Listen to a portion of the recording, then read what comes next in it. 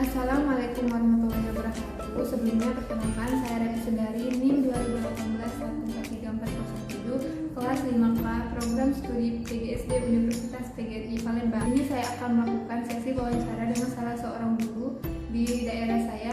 Ibu sebelumnya bisa perkenalkan diri terlebih dahulu. Yang perkenalkan, nama saya Nurhaila. Saya adalah salah satu guru SDN 2 Lais, Kecamatan Lais, Kabupaten Musi Banyu, wali kelas 1. Ibu sebelumnya terima kasih sudah meluangkan waktunya. Langsung saja untuk pertanyaan yang pertama ya Bu. Menurut Ibu selaku wali kelas 1 tadi, mengapa dalam menyusun perangkat pembelajaran harus memperhatikan kalender ini? Menyusun perangkat pembelajaran harus memperhatikan kalender akademik agar tujuan pembelajaran tidak menyimpang dari kurikulum yang digunakan. Nah, untuk pertanyaan yang kedua, menurut Ibu, apakah perencanaan program semester sangat penting untuk menunjang pembelajaran dan apa saja manfaat yang akan didapat dari program semester tersebut? Ya, sangat penting karena dengan adanya program pelajaran kita dapat menata materi secara efektif dan efisien. Lanjut ke pertanyaan yang ketiga. Selaku wali kelas, bisakah Ibu menjelaskan langkah apa saja yang dapat dilakukan guru untuk membuat program tahunan? Apa kendala yang biasanya dialami guru ketika proses pembuatan perencanaan program tahunan tersebut? Langkah yang harus diselesaikan guru untuk membuat program tahunan ya, melihat beberapa banyak alokasi waktu dalam 1 minggu, melihat struktur kurikulum yang telah ditetapkan pemerintah, analisis minggu efektif 1 semester. Dengan adanya analisis itulah kita dapat menentukan berapa banyaknya waktu yang tersedia untuk pelaksanaan proses pelajaran dalam 1 tahun. Untuk kendalanya tidak begitu banyak, hanya hasil pelaksanaannya tidak mungkin berhasil dengan baik dan sempurna sesuai dengan program, apalagi musim tertentu sekarang. Lanjut pertanyaan yang keempat, menurut Ibu dalam membuat atau mengembangkan silabus, hal apa saja yang harus diperhatikan ketika pembuatan silabus tersebut khususnya di masa pandemi sekarang ini seperti belajar online? Untuk pembuatan silabus khususnya di masa pandemi, hal yang harus saya perhatikan adalah selain dari mengkaji standar kompetensi,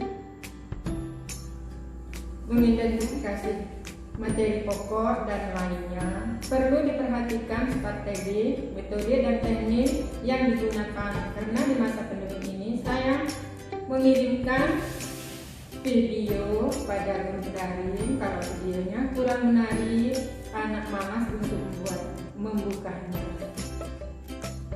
Untuk pertanyaan kelima ya Bu, menurut Ibu apakah perlu mempersiapkan rencana pembelajaran RPP sebelum mengajar dan mengapa RPP itu sangat berperan penting dalam suatu proses pembelajaran? Yang selalu mempersiapkan karena menurut saya RPP adalah pedoman untuk menyampaikan materi kepada siswa agar tidak menyimpang dari tujuan sehingga kegiatan pembelajaran dapat berhasil dengan baik. Baiklah Bu, lanjut untuk pertanyaan yang keenam. Menurut Ibu selaku wali kelas 1, faktor pendukung apa saja yang harus diperhatikan guru dalam membuat tujuan pembelajaran agar sejalan dengan RPP yang dibuat? Terus bagaimana cara Ibu mencapai tujuan pembelajaran yang Ibu buat tersebut?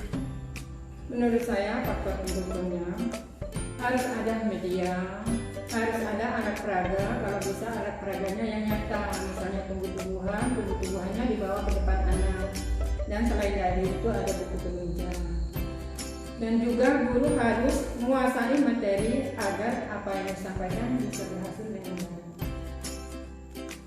Dan Bu, untuk pertanyaan yang ketujuh, menurut Ibu seberapa pentingkah pemilihan atau penggunaan pendekatan, metode, model pembelajaran di sekolah dasar? Pendekatan dan metode model apa yang Ibu gunakan atau Ibu terapkan kepada siswa peserta didik Ibu dalam pembelajaran daring saat ini? Sebagai tolak ukur kita sebagai seorang guru berhasil atau tidaknya kita mengajar, karena jika tepat memilih banyak metode atau strategi yang kita gunakan dalam menyampaikan materi yang sesuai dengan karakteristik peserta didik kita. Selanjutnya pertanyaan ke-8, bahan ajar seperti apa yang Ibu gunakan atau Ibu siapkan untuk mengajar pada saat ini selama proses pembelajaran online? Bagaimana cara Ibu memanfaatkan bahan ajar tersebut agar siswa dapat lebih memahami materi pembelajaran tersebut? Untuk bahan ajar saya sendiri mengajar kelas 1, jadi karena daring, sebisa mungkin saya memilah bahan ajar yang menarik sehingga mereka tertarik untuk melihat video yang saya sampaikan. Karena dari WA saya biasanya merecord dulu materi yang ingin saya sampaikan, kemudian saya beri waktu menyimak dan terakhir saya mengevaluasi dengan menanyakan kepada mereka tentang video yang telah saya sampaikan. Untuk pertanyaan yang ke-9, bisakah Ibu jelaskan mengapa setiap membuat soal harus sesuai dengan indikator dan tujuan pembelajaran? Apakah dalam pembuatan soal selalu bersumber dari buku pegangan yang dimiliki oleh guru dan siswa, Bu? Kaidah materi, soal harus sesuai dengan indikator. Artinya soal harus menanyakan perilaku dan materi yang hendak diatur sesuai dengan tujuan indikator.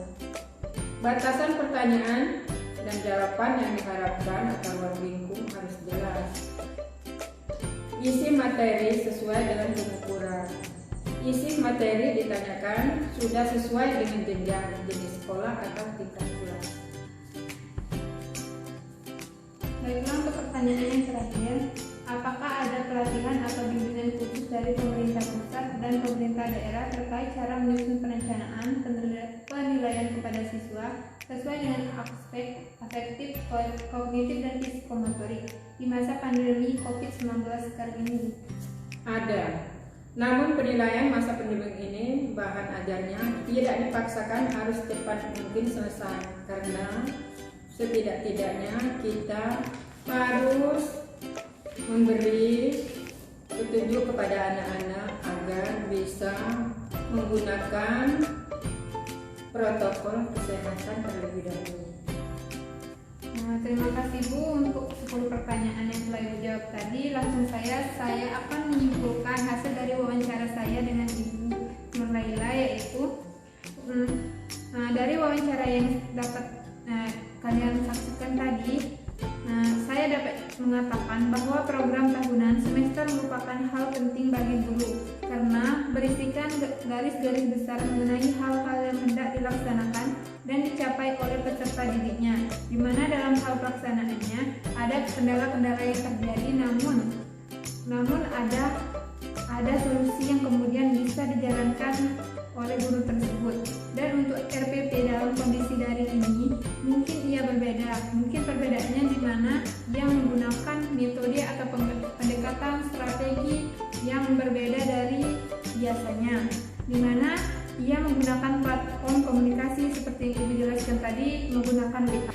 Kemudian sebisa mungkin guru memilah strategi yang kiranya dianggap menarik, yang menyesuaikan karakteristik siswa di rumah agar tertarik untuk melihat dan belajar di rumah. Mungkin itu saja hasil dari wawancara yang kami lakukan. Semoga bermanfaat untuk kalian yang menonton. Terima kasih untuk Ibu juga. Akhir kalam, wassalamualaikum warahmatullahi wabarakatuh.